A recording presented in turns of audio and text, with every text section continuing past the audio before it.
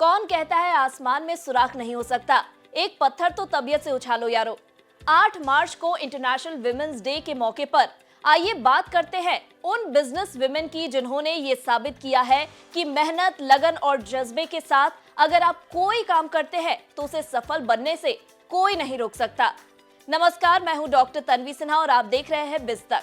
आज के समय में महिलाएं हर क्षेत्र में अपना लोहा मनवा रही हैं।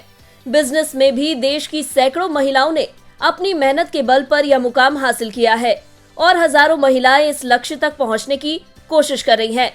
टॉप पर पहुंची कुछ महिलाओं की बात करें तो इसमें सबसे पहला नाम इंदिरा कृष्णमूर्ति नूई का आता है। इंदिरा नूई ने विश्व भर में भारत का नाम रोशन किया है। वो पेप्सिको कंपनी की पूर्व सीईओ है और उनका नाम दुनिया की प्रभावशाली महिलाओं में गिना जाता है। उनकी मेहनत और लगन के लिए उन्हें साल 2007 में पद्म भूषण से सम्मानित किया गया था। यही नहीं, इंदिरा नूई हर साल दुनिया की अमीर महिलाओं की सूची में शामिल रहती हैं। वाकई देश के लिए यह गर्व की बात है।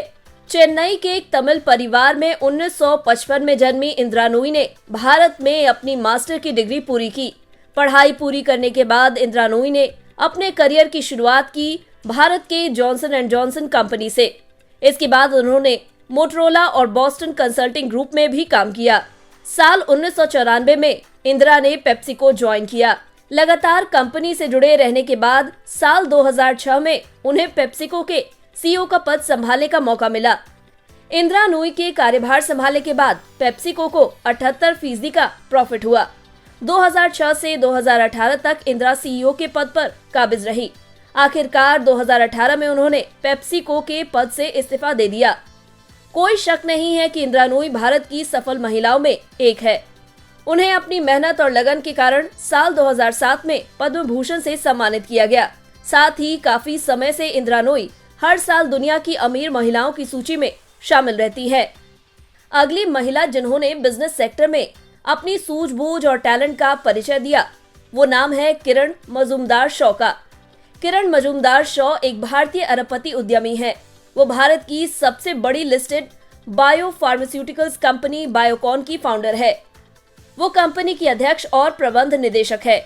इसके साथ ही वो भारतीय प्रबंधन संस्थान बेंगलुरु की पूर्व अध्यक्ष भी रह चुकी है।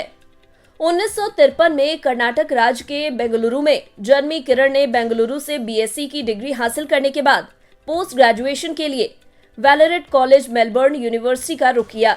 हायर एजुकेशन के दौरान उन्होंने प्रशिक्षण प्राप्त किया। इसके बाद कोलकाता के जुपिटर ब्रुअरीज लिमिटेड में तकनीकी सलाहकार के रूप में काम करने लगी।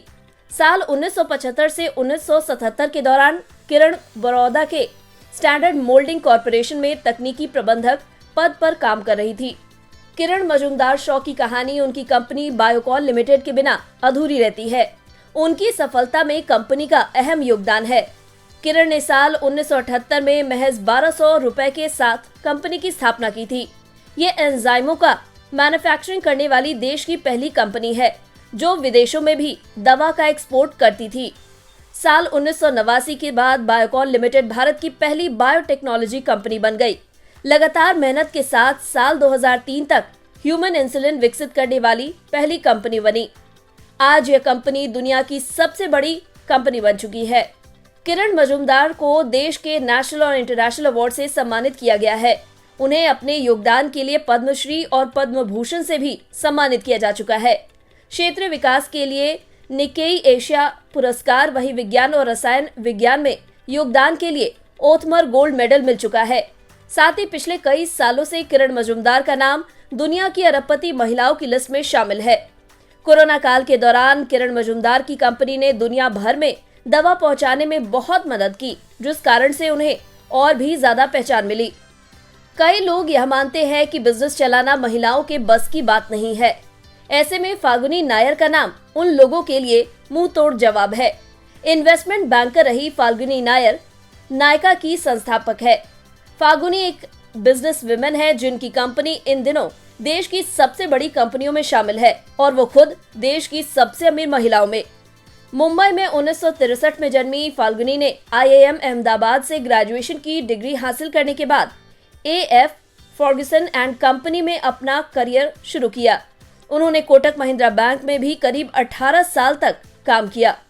वह कोटक महिंद्रा इन्वेस्टमेंट बैंक की मैनेजिंग डायरेक्टर थी। इसके अलावा कोटक सिक्योरिटीज में डायरेक्टर के पद पर भी रही हैं। लेकिन 2012 में उन्होंने खुद का बिजनेस स्थापित करने का फैसला लिया और इसी कड़ी में उन्होंने नायका कंपनी की शुरुआत की। 1600 से अधिक लोगों की टीम का नेतृत्व करते हुए फाल्गुनी ने एक ब्यूटी और लाइफस्टाइल रिटेल एम्पायर नायका को बनाया, जो देश में अपने खुद के लेबल सहित 1500 प्लस ब्रांडों के पोर्टफोलियो के साथ भारत के अग्रणी ब्यूटी रिटेलर के रूप में उभरा है। नायका ने पहला फिजिकल स्टोर साल 2014 में शुरू किया था। कई फिजिकल स्टोर के साथ नायका के ऐप्स पर रिटेल स्टोर्स में 4000 से ज्यादा ब्यूटी, पर्सनल केयर और फैशन ब्रांड्स जुड़े हुए हैं।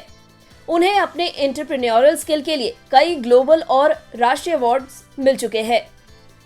उम्मीद है इन बिजनेस वुमेन के बारे में जानकर आपको जरूर प्रेरणा मिली होगी और हम यही आशा करते हैं कि आप इनसे जरूर कुछ ना कुछ सीखेंगे और अपने जीवन में कुछ बेहतर करेंगे।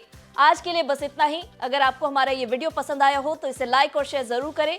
साथ ही बिजनेस जगत की खबरों से अपडेटेड रहने के लिए बने रहे हमारे साथ और देखते रहे बिज तक।